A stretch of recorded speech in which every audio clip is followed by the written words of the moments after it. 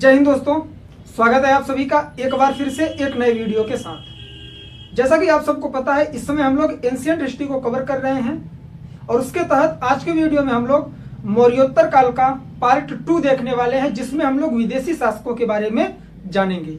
पिछला वीडियो मौर्योत्तर काल का ही था और उसमें हम लोगों ने देशी शासकों और देशी राजवंशों के बारे में पढ़ा था। जिन लोगों ने वो वीडियो नहीं देखी है, उसकी लिंक इस वीडियो के डिस्क्रिप्शन में आप लोगों को मिल जाएगी, आप सब देख सकते हैं। जो नए स्टूडेंट्स हैं उनके लिए मैं बता दूं कि इस प्लेटफॉर्म से स्टेट पीसीएस, यूपीएससी और सभी वनडे एग्जाम्स के लिए फ्री ऑफ कास्ट पूरी प्रिपरेशन करवाई जाती है, पूरे स्टडी मटेरियल के साथ। सभी सब्जेक्ट की जितने वीडियोस अभी तक आप लोगों को मिली हैं, उन सब वीडियोस की जो प्लेलिस्ट है उसकी लिंक भी इस वीडियो के डिस्क्रिप्शन में मिल जाएगी, आप लोग देख सकते हैं। अगर आप एक बिगिनर हैं जो यूपीएससी की तैयारी करना चाहते हैं या फिर स्टेट पीसीएस की, तो तैयारी कैसे शुरू करें उसके लिए अलग से एक प्लेलिस्ट बना दी गई है, जिसमें 10-12 लेक्चर हैं, जिसमें आप लोगों को मिल जाएगा कि एनसीईआरटी कैसे पढ़ें, ऑप्शनल का चयन कैसे करें, नोट्स कैसे प्रिपेयर करें और कौन सी किताबें पढ़ें। सारी चीजें आप लोगों को पूरा गाइड के रूप में उस प्लेलिस्ट में मिल जाएगा, अगर आप एक बिगनर है। बाकी अगर आप लोग यूपीएससी की प्रिपरेशन कर रहे हैं, आपकी प्रिपरेशन पहले से चल रही है,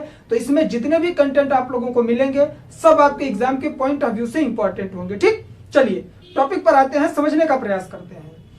ये जो टाइम पीरियड है मौर्योत्तर काल है। मौर्योत्तर काल का मतलब है कि मौर्य वंश की समाप्ति के बाद भारत की जो स्थिति है उसमें जितने राजवंश आए उनके बारे में पढ़ना है हमें। ठीक, तो कल के वीडियो में हम लोगों ने उसे 2 भागों में डिवाइड किया था, एक देशी शासक और कुछ विदेशी शासक थे। ठीक, तो देशी शासक के तहत हम लोगों ने 4 राजवंशों को पिछले वीडियो में कवर किया था। जैसे जो मौर्य वंश था उसकी समाप्ति कैसे होती है, उसका जो अंतिम शासक था बृहद्रथ, उसकी हत्या पुष्यमित्र शुंग कर देता है, जो उसी का सेनापति रहता है। तो इस तरह से मौर्य वंश की समाप्ति के बाद शुंग वंश की स्थापना की जाती है।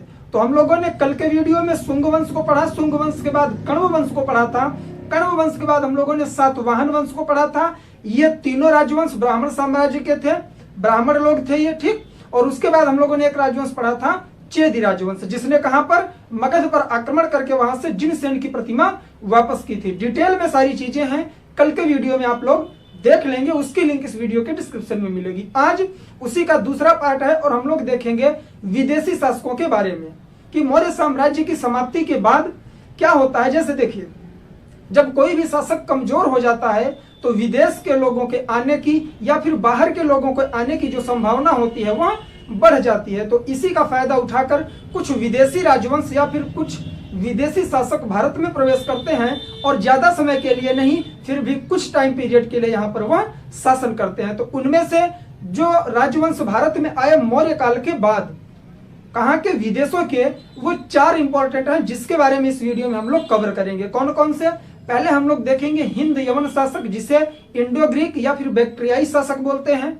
दूसरा वंश हम लोग पढ़ेंगे शक वंश, शक से रिलेटेड हम लोग किसे पढ़ेंगे? रुद्रदामन को पढ़ेंगे। और उसके बाद अगर हम लोग आगे बढ़ेंगे तो हमें पहला वंश मिलेगा, ज्यादा प्रतापी शासक उसमें नहीं हुए हैं, फिर भी हम लोग कुछ डीपली चीजें उसकी देखेंगे। और सबसे लास्ट में हम लोग पढ़ेंगे कुषाण वंश को, जिसका सबसे प्रतापी राजा कौन होता है? कनिष्क होता है, जिसने चौथी बौद्ध संगीतियां करवाई थी। बहुत ही इंफॉर्मेटिव चीजें इस वीडियो में आप लोगों को मिलेंगी।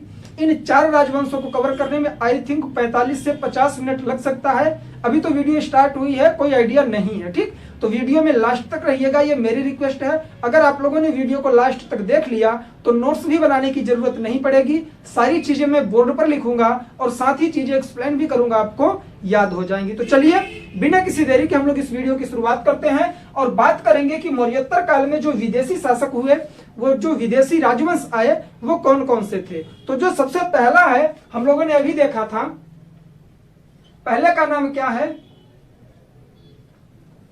हिंद यवन, या फिर इसे हिंद यूनानी भी बोलते हैं और इसे ही ग्रीक भी बोलते हैं और इसे ही बैक्ट्रियाई भी बोलते हैं। ठीक है, एक ही राजवंश के इतने नाम हैं। ठीक, ये पहला राजवंश है। कौन? विदेशी शासकों का मौर्योत्तर काल में। जैसे देखिए, जब मौर्य वंश की समाप्ति हुई तो मौर्य वंश के उतना समृद्ध कोई भी वंश या फिर कोई भी शासन भारत में नहीं आया।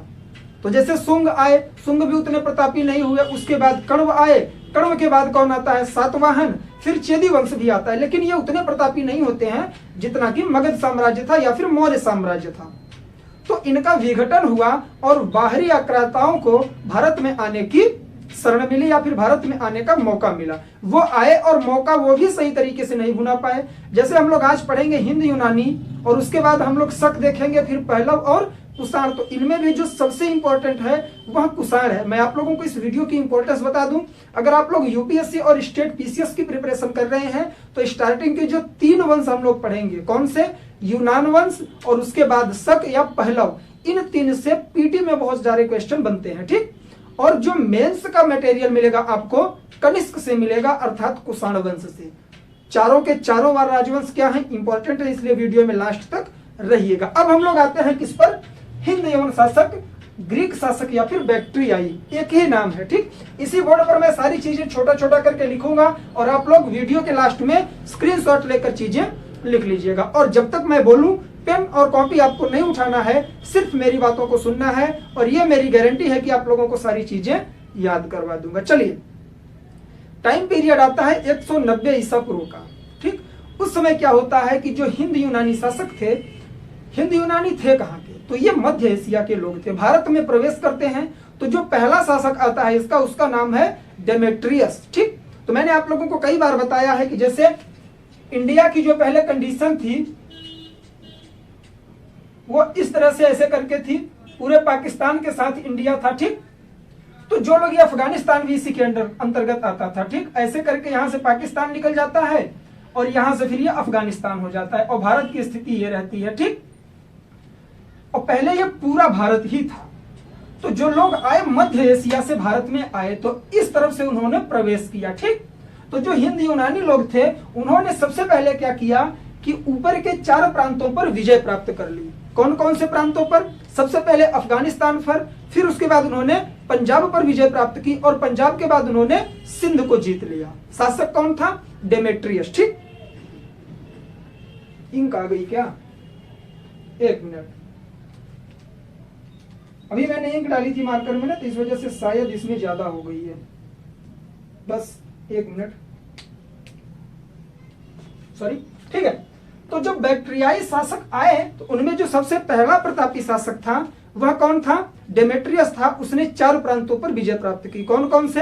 अफगानिस्तान पर, पंजाब पर और सिंध पर, 3 ही प्रांतों पर, ठीक। उसके बाद उसने क्या किया कि अपनी राजधानी बनाई और राजधानी उसने कहां पर बनाई? साकल में। मेरी चीजें ध्यान से सुनिएगा आप लोग। साकल जो आज सियालकोट के नाम से जाना जाता है, कहां पर पड़ता है? तो यहाँ पाकिस्तान में पड़ता है। साकल में इसने अपनी राजधानी बनाई, ठीक। इसका जो सबसे प्रतापी शासक आता है वह मिनांडर होता है, जिसके बारे में मैंने शुंग वंश के टाइम पीरियड में भी बताया था कि पुष्यमित्र शुंग, जिसने शुंग वंश की स्थापना की थी, उसने मिनांडर को पराजित किया था, ठीक। मिनांडर आता है, मिनांडर क्या करता है कि एक बौद्ध भिक्षु से मिलता है जिसका नाम नागसेन रहता है। उससे प्रभावित होकर यहाँ क्या करता है? बौद्ध धर्म को अपना लेता है और एक किताब लिखी जाती है बौद्ध धर्म की, मिलिंद पन्हो। मिलिंद पन्हो में जो मिनांडर है, इसे मिलिंद भी बोला जाता था। मिलिंद द्वारा पूछे गए प्रश्न और नागसेन के द्वारा दिए गए उत्तर को एक जगह संकलित किया गया, जिसे मिलिंद पन्हो कहा गया। तो यह प्रश्न कई बार बना है कि मिलिंद पन्हो किस धर्म की रचना है? तो बौद्ध धर्म की है। उसमें किसका वर्णन है? तो मिनांडर और नागसेन के संवाद का वर्णन उसमें किया गया है। तो इतनी सारी चीजें इस वंश से रिलेटेड हैं। उसके बाद कुछ बदलाव भी यहाँ करता है कि भारत में सबसे पहले सोने के सिक्के जारी करता है। कौन? कई बार प्रश्न बना है कि भारत में सबसे पहले सोने के सिक्के कौन चलाता है? तो वह कौन चलाते हैं? ये हिंद यूनानी शासक चलाते हैं, ठीक। और उसके बाद क्या होता है? जो नाटक वगैरह होते हैं इसमें, जैसे उत्तर प्रदेश में नौटंकी बोला जाता है, उनमें जो पर्दा प्रथा होती है, मतलब पर्दा गिराया जाता है, फिर एक्टर आते हैं, फिर चले जाते हैं, जैसे रामलीला वगैरह होता है, तो पर्दा प्रथा की शुरुआत हुई थी। पर्दा प्रथा का मतलब ये नहीं कि महिलाओं के लिए, नाटकों में पर्दा गिराए जाने की प्रथा स्टार्ट हुई। और साथ ही साथ क्या किया गया कि जो एक कला विकसित की गई, गांधार कला शैली विकसित की गई। देखिए, मैंने आप लोगों को उसमें बताया था ना, जब आप लोग पढ़ रहे थे महाजनपद, तो मैंने गांधार के बारे में बताया था आप लोगों को। गांधार की स्थिति यहाँ पर थी, ठीक। तो ये इधर से ही आए थे, तो इन्होंने एक गांधार कला का विकास किया, लेकिन उसमें इन्होंने अपनी भी कला का क्या किया? मिश्रण किया। इनकी कला का नाम क्या था? तो उसका नाम था हेलिनेस्टिक आर्ट।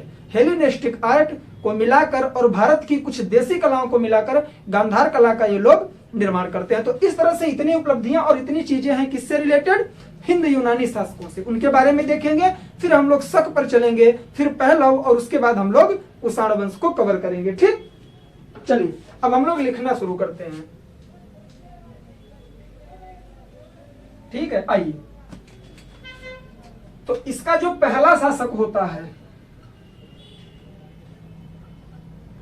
पहला शासक, अब आप लोग मेरे साथ लिखते रहिए। पहला शासक इसका था डेमेट्रियस। कौन? डेमेट्रियस। इसने किन स्थानों पर विजय प्राप्त की? नोट्स जैसे मैं लिखवाता हूं इसी तरह बनाइएगा, तो याद करने में आप लोगों को प्रॉब्लम नहीं होगी। विजय इसने की अफगानिस्तान, पंजाब और सिंध पर। ठीक, राजधानी कहां पर इसने बनाया? मैंने अभी आप लोगों को यह चीज बताई। इसने अपनी राजधानी बनाई कहां पर? साकल में, जिसे वर्तमान में सियालकोट के नाम से जाना जाता है। ठीक, इसमें आपको जितने स्थान मिलेंगे ना, उत्तर पश्चिमी भारत के ही मिलेंगे, क्योंकि जितने भी विदेशी आक्रांता आए हैं ज्यादातर वो खैबर दर्रा पार करके आए हैं। ठीक, तो वह उत्तर पश्चिम में पड़ता है। राजधानी इसने बनाई। प्रतापी शासक कौन हुआ? तो हिंद यवन शासकों में सबसे प्रतापी शासक आता है मिनांडर। ठीक, और इसे मिलिंद भी कहा जाता है। ठीक, इसने धर्म कौन सा अपनाया? तो इसने बौद्ध धर्म को अपनाया था, और बौद्ध धर्म को अपनाया, लेकिन किससे प्रभावित होकर? तो नागसेन से। कई बार पूछा गया है कि मिनांडर को किसने प्रभावित किया था? तो नागसेन ने। रचना होती है किसकी? मिलिंद पन्हो की। मिलिंद पन्हो की रचना होती है, जिसमें किस चीज का वर्णन है? तो मिनांडर और नागसेन संवाद। ठीक, इसका वर्णन किया गया है, और यह बौद्ध धर्म से रिलेटेड है मिलिंद पन्हो। आगे बढ़ते हैं, कुछ बदलाव देखते हैं हम लोग इनके शासन में आने से क्या होता है। तो ये सबसे पहले क्या करते हैं? सर्वप्रथम सोने के सिक्के। आज मैं आप लोगों को दो पंचांग के बारे में बताऊंगा। कौन कौन से? एक शक संवत और एक विक्रम संवत। उसके बारे में भी आप लोगों को जानकारी मिलेगी, वीडियो में लास्ट तक रहिएगा। सर्वप्रथम सोने के सिक्के चलाता है, और दूसरा काम जो करता है, सिक्कों पर नाम, सिक्कों पर नाम या फिर चिन्ह। देखिए, जब हम लोग क्या पढ़ते हैं, पुरातात्विक स्रोत पढ़ते हैं, तो उसमें सिक्के बहुत ज्यादा मात्रा में हमें इतिहास के बारे में जानकारी देते हैं।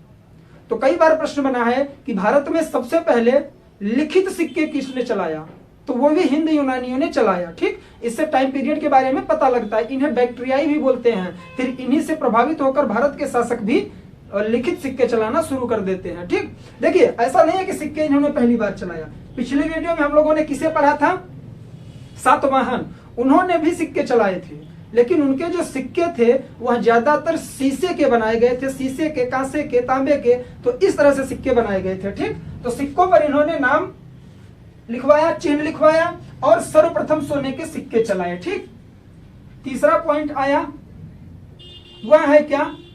नाटक में पर्दा प्रथा। नाटक में पर्दा गिराने की प्रथा। जैसे होता नहीं कि एक्टर एक्टिंग करते रहते हैं, फिर अचानक से पर्दा गिर जाता है नाटकों में, यहां आता है। गांधार कला का विकास करते हैं किसके साथ? हेलिनेस्टिक आर्ट। ये नाम थोड़ा डिफिकल्ट है, लेकिन याद रखिएगा, कई बार प्रश्न बना है यूपीएससी में। हेलिनेस्टिक आर्ट को भारतीय कला के साथ मिलाकर इन्होंने क्या किया? एक नई कला का विकास किया, जिसे गांधार कला बोला गया। तो इतना था हिंद यवन से रिलेटेड। मोस्ट इंपॉर्टेंट पॉइंट थे, आप लोग इसे नोट डाउन कर लेंगे। ठीक, चलिए अब हम लोग पढ़ेंगे किसे? शक।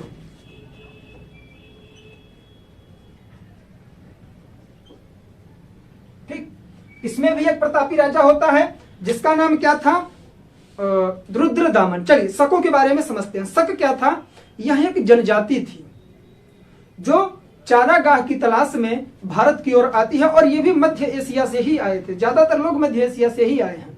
शक जो थे यह चारागाह की तलाश में भारत आते हैं और कुल 5 शाखाओं में बंटकर आते हैं, जिनमें पश्चिमी शाखा थी। 5 शाखाओं में बंटने का मतलब है कि जब यहाँ भारत में आए तो 5 दिशाओं में बंट गए, जैसे उत्तर पूर्व, उत्तर पश्चिम, उत्तर दक्षिण, इस तरह से करके। ठीक, तो जो पश्चिमी शाखा थी वह सबसे क्या थी, प्रमुख शाखा थी। रीजन यह था कि उस शाखा में रुद्रदामन नाम का एक व्यक्ति भी आया था जो आगे चलकर शासक बनता है। रुद्रदामन ने यहाँ पर क्या किया, शक वंश की स्थापना की, या फिर शक साम्राज्य की स्थापना की। और उसने क्या किया, 2 बहुत बड़े काम किया था उसने।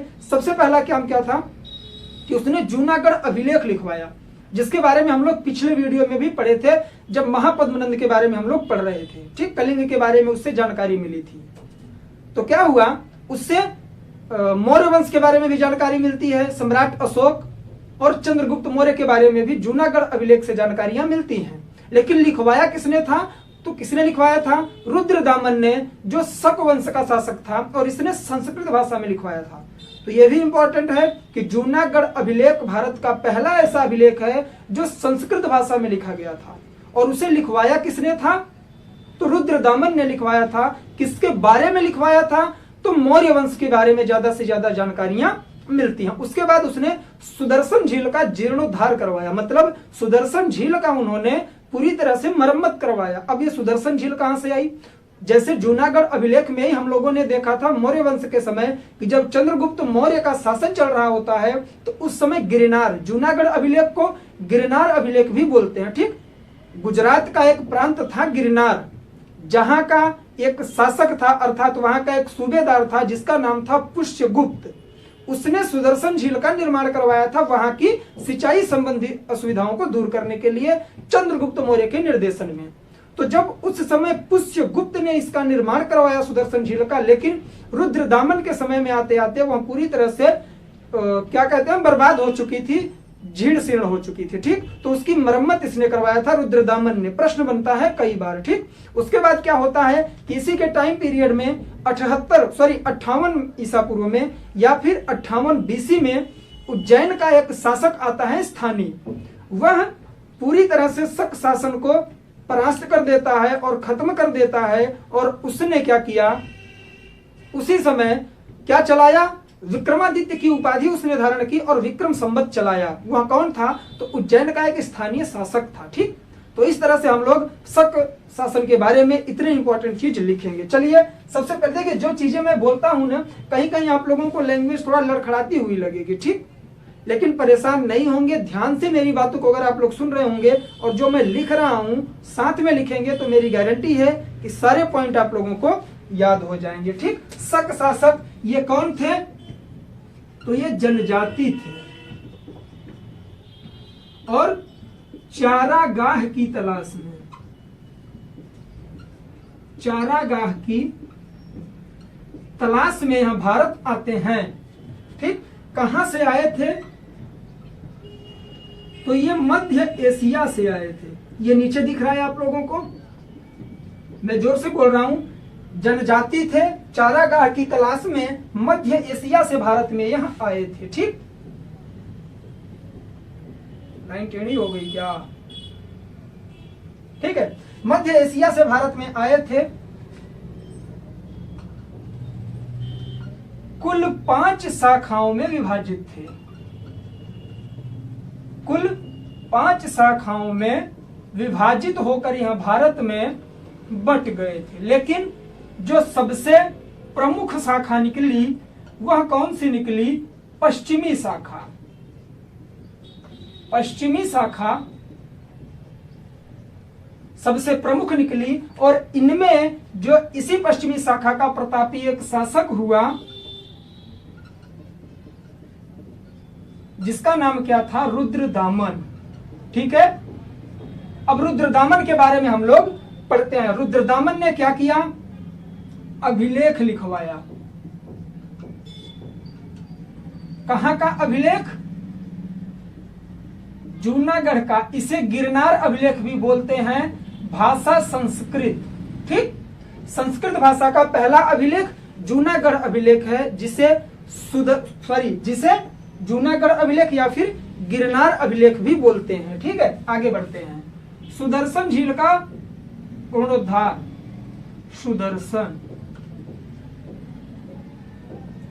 सुदर्शन झील का जीर्णोद्धार लिख सकते हैं आप लोग,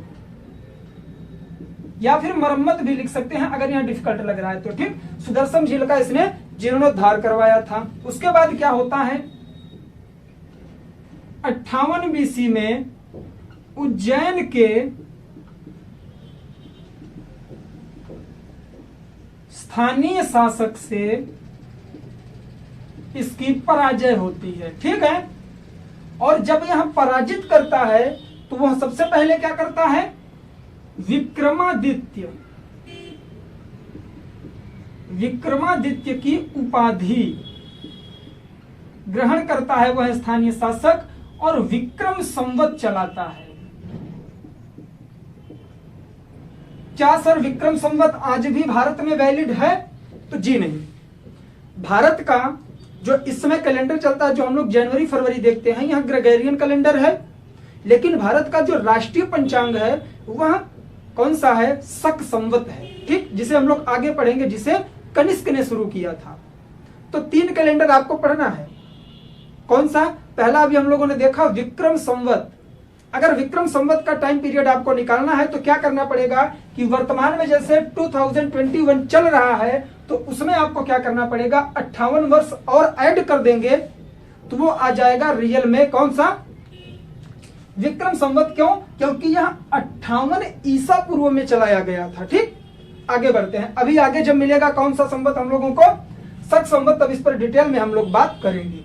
तो ये इंपॉर्टेंट फैक्ट हो गए शक शासकों से रिलेटेड। अब आते हैं पहलव। ठीक, पहलव या फिर इन्हें पर्शियन भी बोलते हैं। इनमें कोई प्रतापी शासक नहीं होते हैं।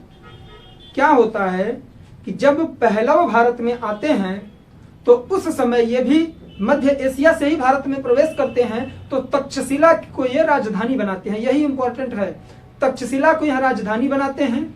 इनका जो एक प्रमुख शासक होता है उसका नाम है गोंदो फर्निस। ठीक, गोंदो फर्निस नाम का एक फेमस शासक होता है। लेकिन एक बड़ा काम यह होता है कि इसी टाइम पीरियड में भारत में पहली बार ईसाई धर्म का प्रचार करने के लिए एक ईसाई पादरी भारत में आता है, जिसका नाम था सेंट थॉमस। तो वह किसके शासनकाल में आता है, तो गोंदो फर्निस के शासनकाल में आता है। किस वंश का वह शासक था, तो पहलव वंश का। ये 3 पॉइंट इससे रिलेटेड है, ज्यादा प्रश्न नहीं बनता, पीटी में पूछा जा सकता है आपसे। ठीक, लास्ट तक रहिएगा। मैं वीडियो बहुत तेजी से भगा रहा हूं, इसका रीजन है कि आप लोग नोट डाउन भी कर लें और कम समय में। जैसे ही वीडियो एंड होगा उसके पहले मैं सभी राजवंशों की जितनी चीजें हैं डिटेल में मैं एक्सप्लेन भी करूंगा, रिवीजन के तौर पर 2 मिनट में। पहले आप लोग लिखते रहिए। ठीक, इन्होंने क्या किया, राजधानी को तक्षशिला में क्या कर दिया, ट्रांसफर कर दिया। ठीक, इनकी राजधानी कहां पर थी, तो साकल में थी, सियालकोट के साकल में थी, और इनकी राजधानी तक्षशिला में है। देखिए, ऐसा नहीं है कि इन लोगों का बहुत ज्यादा संबंध ही था, ऐसा भी है कि कुछ राजवंश एक साथ में भी शासन कर रहे थे। ठीक, तो उनकी राजधानियां अलग अलग हो सकती हैं। इस कंफ्यूजन में मत रहिएगा आप लोग कि इनको पराजित करके ये आए थे, ऐसा बिल्कुल नहीं था, ये भी बाहर से आए थे। ठीक, प्रमुख शासक कौन है, तो प्रमुख शासक है गोंदो फर्निस। प्रमुख काम क्या हुआ, प्रथम ईसाई धर्म प्रचारक सेंट थॉमस भारत में प्रवेश करते हैं। भारत में सबसे पहले ईसाई धर्म का प्रचार करने के लिए कौन आता है, तो सेंट थॉमस नाम का पादरी भारत में आता है। किसके शासनकाल में आता है, तो पहलव वंश के शासक गोंदो फर्निस के शासनकाल में वह भारत में आता है। तो इतने इंपॉर्टेंट फैक्ट पहलव वंश से थे। तो 3 राजवंश हम लोगों ने समझ लिया, आप लोगों को पता भी नहीं लगा। अब चौथा हम लोग यहीं से स्टार्ट कर देते हैं, और जिसका नाम क्या है, Kushan. Most important. I think video ज्यादा बड़ा नहीं होने दूंगा मैं, आप लोग बस बने रहिए साथ में। देखिए, ये जो कुषाण वंश के लोग थे या कुषाण वंश के शासक थे, ये वैसे तो चाइना के थे। कहां के? चीन के थे। यूची और तोखरी जनजातियों से यह बिलोंग करते थे, जो चाइना में आज भी पाई जाती है। लेकिन आए कहां से थे? मध्य एशिया से। सर ये क्या है? ये है तो चाइना के, तो सीधे इंडिया का बॉर्डर क्रॉस करके इन्हें आ जाना चाहिए था। नहीं, हिमालय पर्वत की वजह से ये लोग नहीं आ पाए। उस समय कोई जेट नहीं था कि उस पर ये लोग चढ़ेंगे और सीधे भारत में प्रवेश कर जाएंगे। इन्हें पैदल आना पड़ता था। तो ये क्या किए कि चाइना से चले गए मध्य एशिया में, और मध्य एशिया से फिर उसी खैबर दर्रा के माध्यम से अफगानिस्तान होकर यहाँ भारत में प्रवेश करते हैं। इनकी भी कुल 5 शाखाएं रहती हैं, कुल 5 कुल रहते हैं इनके वंश। ठीक, उनमें जो सबसे प्रतापी वंश होता है वह होता है कौन सा? कुषाण। देखिए ध्यान से सुनिएगा, जो कुषाण वंश है या फिर कुषाण वंश के शासक हैं, यह यूची और तोखरी जनजाति से क्या करते हैं? बिलोंग करते हैं, जो चाइना की है। लेकिन जब यहां भारत में प्रवेश करते हैं तो उस जनजाति में कुल 5 वंश रहते हैं या 5 कुल रहते हैं, जिसमें से एक कुल है कुषाण। तो इस कुषाण वंश की स्थापना भारत में की जाती है। तो इसका संस्थापक कौन था? तो कुजुल कडफिसेस। क्या? कुजुल कडफिसेस नाम के व्यक्ति ने भारत में कुषाण वंश की स्थापना की। उसके बारे में आपको और कुछ नहीं जानना है, क्योंकि प्रश्न नहीं बनता है। सिर्फ यह जानना है कि कुजुल कडफिसेस ने भारत में कुषाण वंश की स्थापना की। जो दूसरा प्रतापी शासक आया वह विम कडफिसेस आया। ठीक, दूसरा शासक जो आया उसका पुत्र था, उसका नाम था विम कडफिसेस। इससे रिलेटेड 2 फैक्ट हैं जो आपके एग्जाम में बन सकते हैं। कई बार यूपीएससी में प्रश्न बना है इसका। क्या? कि जो विम कडफिसेस था उसने शैव धर्म को अपनाया था, अर्थात भगवान शिव का पुजारी था वो। साथ ही कुषाण वंश में उसी ने सबसे पहले सोने के सिक्के चलाए। देखिए, भारत में सबसे पहले सोने के सिक्के कौन चलाया? तो हिंद यूनानियों ने चलाया। लेकिन कुषाण वंश में ऐसे प्रश्न बनता है कि कुषाण वंश में सोने के सिक्के सबसे पहले किसने चलाए? तो विम कडफिसेस ने चलाए। तो 2 शासक हो गए।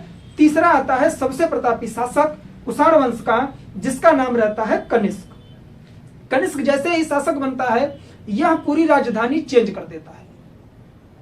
क्या करता है? इसने अपनी राजधानी कहां पर बनाई? तो उसने राजधानी बनाई जो आज पाकिस्तान में कौन सा क्षेत्र है? पेशावर, पुरुषपुर के नाम से उस समय जाना जाता था। आज का जो पाकिस्तान है पहले भारत में ही था ना, तो वहां के पुरुषपुर नामक जगह को वह राजधानी बनाता है, जिसका वर्तमान में नाम पेशावर है। लेकिन जैसे ही वह भारत के अन्य क्षेत्रों तक अपना राज्य विस्तार करता है, अर्थात मथुरा तक वहां आता है, तो उसने दूसरी राजधानी बनाई मथुरा। तो यहां से प्रश्न बना कि कहां का? कुषाण वंश का वह कौन सा शासक है जिसने 2 राजधानियां बनाई थी? तो वह कनिष्क था। पहली राजधानी पुरुषपुर या फिर पेशावर, और दूसरी राजधानी कहां पर? मथुरा में वह बनाता है। ठीक, पॉइंट क्लियर हो गया। जब उसका विस्तार पाकिस्तान, अफगानिस्तान से लेकर मथुरा तक हो जाता है, तो उसका अधिकार जो होता है कहां पर हो जाता है? रेशम मार्ग पर। सर रेशम मार्ग क्या है? रेशम मार्ग ऐसा मार्ग है जिसके माध्यम से चीन में रेशम की बहुत ज्यादा खेती होती थी, और चीन से मध्य एशिया में व्यापार किया जाता था। तो जिस रास्ते से व्यापार किया जाता था उसे रेशम मार्ग कहा जाता है। ठीक है, तो उस रेशम मार्ग का जो कुछ भाग था वह इसके राज्य क्षेत्र में पड़ता था, तो इसने उस पर चुंगी लगा दी और बहुत ज्यादा मात्रा में इसने धन वसूलना शुरू किया। तो इसके पास धन की मात्रा ज्यादा हो गई, तो इसने सबसे ज्यादा शुद्ध सोने के सिक्के चलाए। मतलब कि क्वालिटी में सबसे अच्छे सोने के सिक्के, जिसमें सबसे ज्यादा सोने का प्रयोग था, किसने चलाया? तो कनिष्क ने चलाया। अब सोने के सिक्के से 3 पॉइंट आपके क्लियर हुए, और चौथा भी मैं बताने वाला हूं।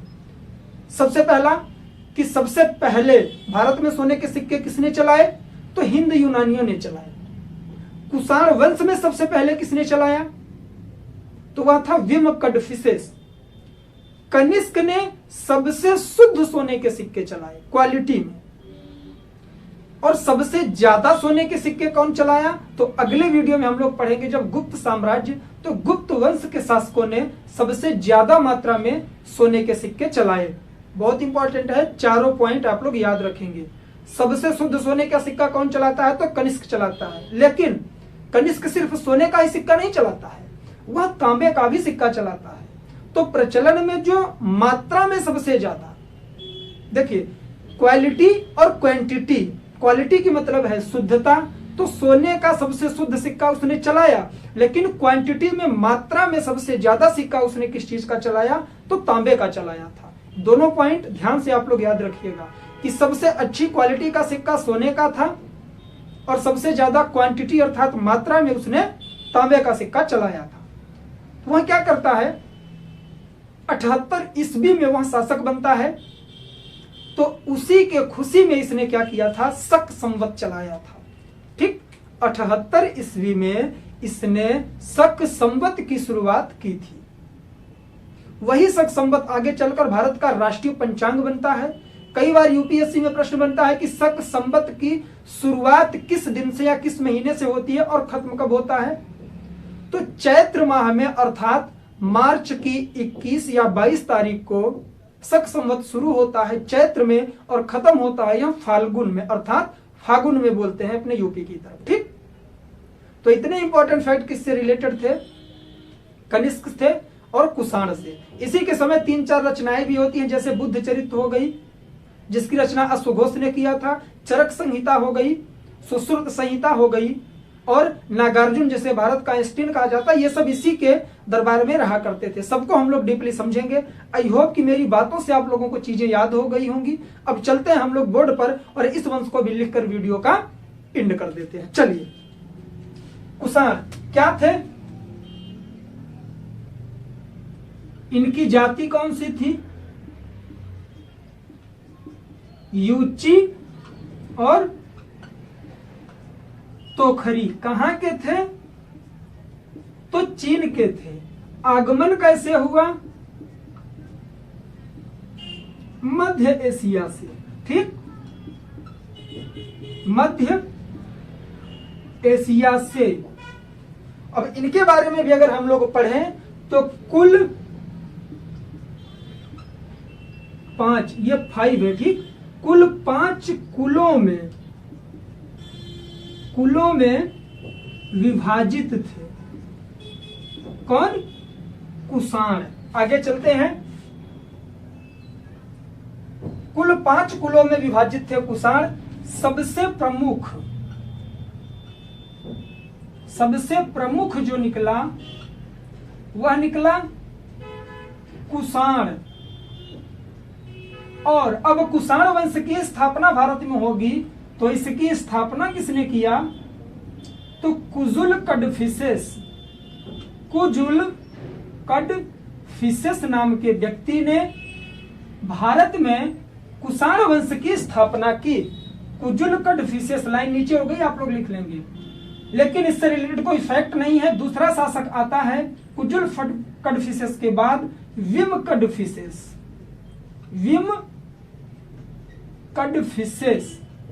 ठीक, इसके बारे में मैंने आप लोगों को अभी क्या बताया कि इसने शैव धर्म को अपनाया था और सोने के सिक्के चलाया था।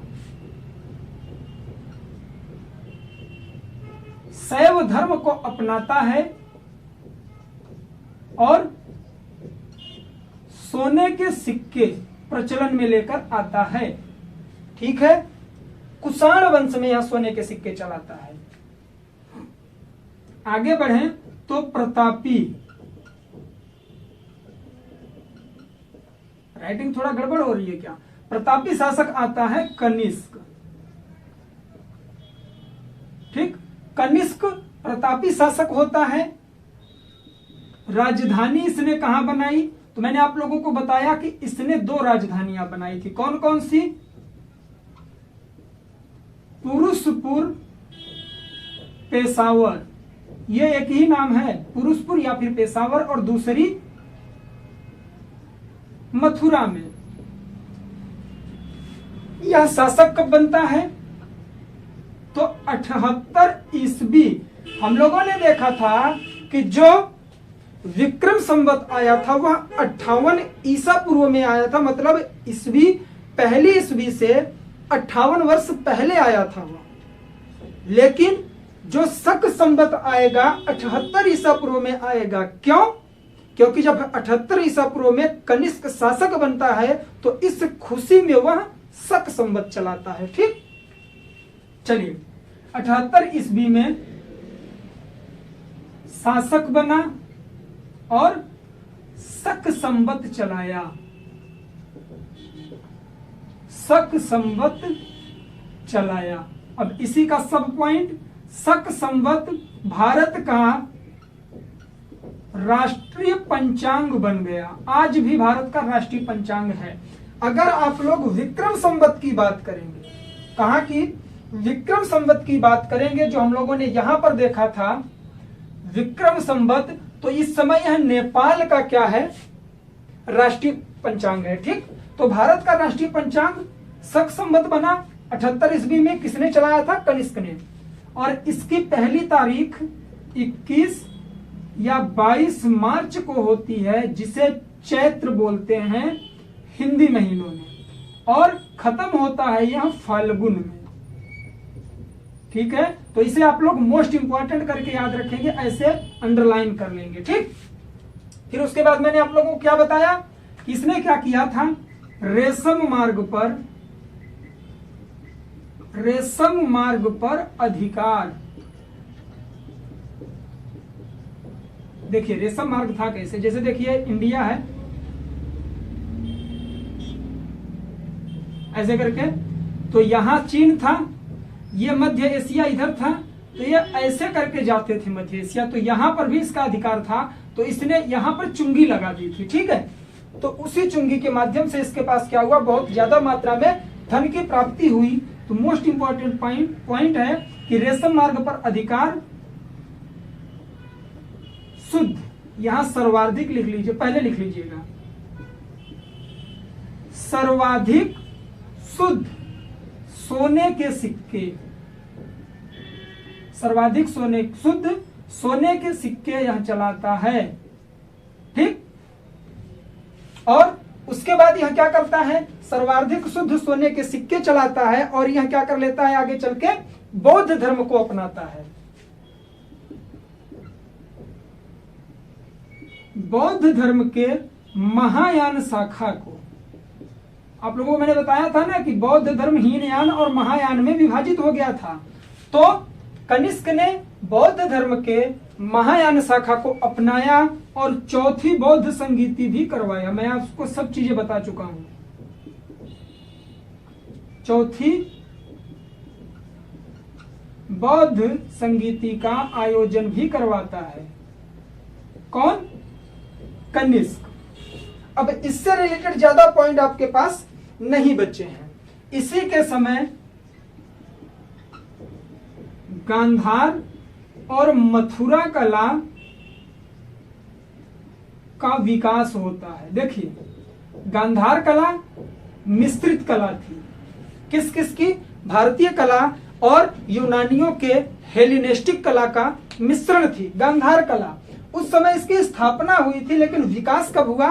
कनिष्क के शासनकाल में। तो कई बार प्रश्न बनता है कि गांधार कला किस धर्म से रिलेटेड थी? तो यह बौद्ध धर्म से रिलेटेड थी, और मथुरा कला जैन धर्म से रिलेटेड थी। तो यह पॉइंट आप लोग याद रखेंगे। ठीक, चलिए प्रमुख रचनाएं देख लेते हैं। प्रमुख रचनाएं, जो चीजें मैं बोल रहा हूं ध्यान से सुनिएगा। आप लोग ये सोचिए कि अचानक से वीडियो शुरू करके लास्ट में ले जाकर स्क्रीनशॉट लें, तो लिखने से कुछ नहीं होता जब तक आप लोग चीजें ध्यान से ना सुने। वरना मैं चीजें बोर्ड पर भी लिख के आप लोगों को एक्सप्लेन कर सकता था। एक्सप्लेन करके लिखना और लिख के एक्सप्लेन करने में बहुत बड़ा अंतर होता है। ठीक, तो इस वजह से मैं अगर इतनी मेहनत कर रहा हूं, कोशिश कर रहा हूं, तो आप लोग वीडियो में लास्ट तक जरूर रहा करिए। ठीक है, प्रमुख रचनाएं कौन कौन सी हैं इस समय की? तो पहली आती है बुद्ध चरित्र। बुद्ध चरित्र की रचना कौन करता है? स्थूलभद्र। और इसे बौद्ध धर्म का रामायण भी बोला जाता है। प्रश्न बनता है, ध्यान से आप लोग याद रखिएगा। दूसरा आता है चरक संहिता। इसके रचनाकार चरक थे। इन्हें क्या कहा जाता है? चिकित्सा के जनक। भारतीय चिकित्सा के जनक कौन थे? तो वह चरक थे। चरक जनक थे चिकित्सा के, ऐसे याद रखिए। तीसरा सुश्रुत संहिता। इसके रचयिता कौन थे? जैसे चरक संहिता के रचयिता चरक थे, यहां रचक लिख दिया है क्या मैंने, सॉरी, चरक थे, उसी तरह से सुश्रुत संहिता के रचयिता सुश्रुत थे। कौन? ये सब किसके दरबारी थे? तो ये लोग कनिष्क के दरबारी थे। ठीक है, सुश्रुत संहिता के लेखक थे सुश्रुत, और इन्हें शल्य चिकित्सा का जनक माना जाता है। देखिए, चरक संहिता की रचना चरक ने की, जिन्हें चिकित्सा का जनक माना गया, और सुश्रुत संहिता की रचना सुश्रुत ने की, जिन्हें शल्य चिकित्सा का जनक माना जाता है। ये चीज मैं यहां नहीं लिखूंगा, स्क्रीनशॉट लेने वाले समझ लीजिएगा, लिख लीजिएगा इसे। ठीक, फिर आता है चौथा, शून्यवाद के जनक कौन है? तो नागार्जुन है। ठीक, इन्हें भारत का आइंस्टीन भी कहा जाता है, नागार्जुन को। तो इतने हो गए आपके राजवंश, पहला, दूसरा, तीसरा और चौथा। इतने इंपॉर्टेंट फैक्ट हैं। मैं इसे थोड़ा सजा देता हूं। सजाने का मतलब यह है कि आप लोगों का इंटरेस्ट इसमें बढ़े, क्योंकि मैं हर चीजें पॉइंट बाय पॉइंट लिखता हूं। अगर आप लोगों को पसंद आ रहा है तभी मैं इतना प्रयास कर भी रहा हूं। ठीक है, इसे आप लोग स्क्रीनशॉट ले लीजिए, और वीडियो खत्म हो चुका है। और ध्यानपूर्वक आप लोग वीडियो को नोट डाउन करिए। अगर समझ में नहीं आया एक बार और देख लीजिए। कहीं भी प्रॉब्लम हो रही है कमेंट्स करिए, मैं तत्पर रहता हूं आप लोगों के कमेंट्स का जवाब देने के लिए। और हाँ, अपना आप लोग फीडबैक जरूर दिया करिए कमेंट्स में कि वीडियो कैसा लगा, पसंद आया, चीजें याद हुई या नहीं। अगले वीडियो में हम लोग कवर करेंगे गुप्त साम्राज्य को। गुप्त साम्राज्य हम लोग स्टार्ट कर देंगे। मैंने बोला था कि 4 से 5 वीडियो और आएंगे और हमारा एंशिएंट हिस्ट्री कवर हो जाएगा। फिर हम लोग स्टार्ट कर देंगे मिडाइवल हिस्ट्री। ठीक, तो चलिए, उम्मीद करता हूँ वीडियो पसंद आया होगा। अगर पसंद आया हो तो लाइक जरूर कर दिया करिए, और वीडियो को शेयर कर दीजिए। नए हो तो चैनल को सब्सक्राइब कर लें। मिलेंगे नेक्स्ट वीडियो में, तब तक के लिए जय हिंद, जय भारत, बाय बाय। आप लोग अपना ख्याल रखें, पढ़ाई लिखाई करते रहें।